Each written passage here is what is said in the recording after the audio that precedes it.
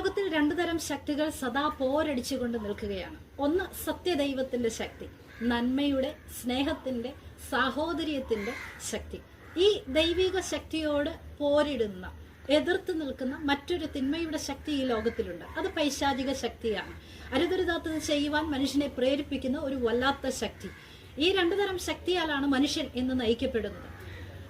കൈവെട്ടി മാറ്റുന്നതിന് ഇത്ര രൂപ, തലവെട്ടി മാറ്റുന്നതിന് ഇത്ര രൂപ, കുടുംബം മുഴുവൻ കത്തിച്ചു കളയാൻ ഇത്ര ലക്ഷം രൂപ എന്നൊക്കെ പറഞ്ഞ് മനുഷ്യനെ തിന്മയിലേക്ക് നയിക്കുന്ന ഒരു അധമ വ്യാപാരം ഈ ലോകത്തിലുണ്ട്.